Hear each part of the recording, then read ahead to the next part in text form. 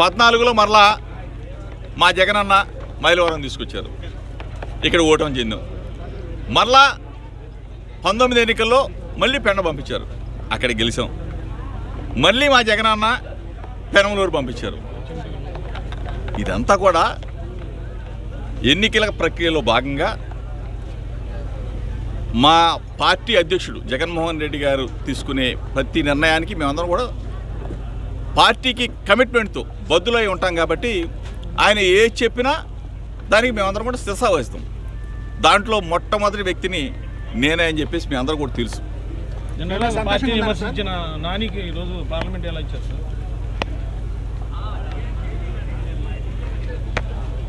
ఏ నాని? కేసీఆర్ ఎవరు విమర్శించారు? మమ్మల్ని. ఆ పార్టీలో ఉన్నప్పుడు సహజంగా మా మీదకి మా లీడర్ని విమర్శిస్తారు. మనసులో ఉన్నా లేకపోయినా జగన్మోహన్ రెడ్డి గారి మీద అమితమైన ప్రేమ ఉంటుంది.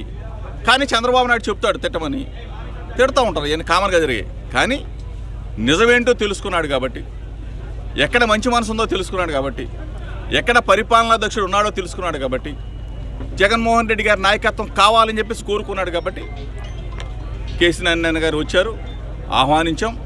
ఆయన మా తరపున విజయవాడ పార్లమెంట్ అభ్యర్థిగా కంటెస్ట్ చేయబోతా ఉన్నాడు, విజయవాడ పార్లమెంట్ అభ్యర్థిగా గెలవబోతా ఉన్నాడు అని చెప్పేసి మీ అందరూ కూడా చెప్పారు.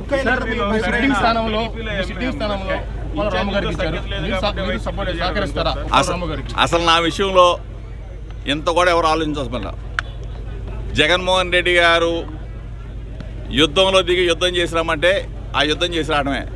ఎక్కడ ఎవరిని పెట్టినా గెలిపించవలసిన నా బాధ్యత నాది, ఎక్కడ ఎవరన్నా సహకరించవలసిన బాధ్యత మనసు నాది.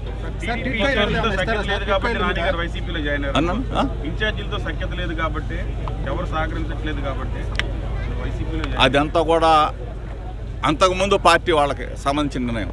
మా దగ్గరికి వచ్చిన తర్వాత మా నాయకుడు కావాలి, మా జగన్మోహన్ రెడ్డి గారి నాయకత్వంలో మేము పనిచేస్తామని చెప్పేసి నాని గారు వచ్చారు. 100% విజయవాడ పార్లమెంట్ స్థానం ఇచ్చారు.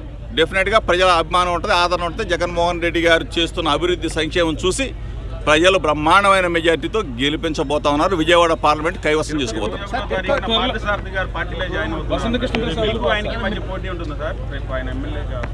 ఎవరు వచ్చినా పోటీ చేయాల్సిందేగా.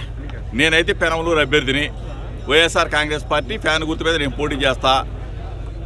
శారద గారు వచ్చినా చేయాల్సిందే, బోడే ప్రసాద్ వచ్చినా చేయాల్సిందే, ఇంకొకళ్ళు వచ్చినా చేయాల్సిందే. ఆఖరికి నారా చంద్రబాబు నాయుడు గారి పెనమలూరు వచ్చినా నేను అక్కడి నుంచి పోటీ చేయాల్సిందే కదా. ఇప్పుడు వైఎస్ఆర్ కాంగ్రెస్ పార్టీ కమిట్మెంట్తో ఉన్న పార్టీ వర్కర్స్ అందరూ కూడా, నాయకులందరూ కూడా మాతో పాటే ఉంటారు.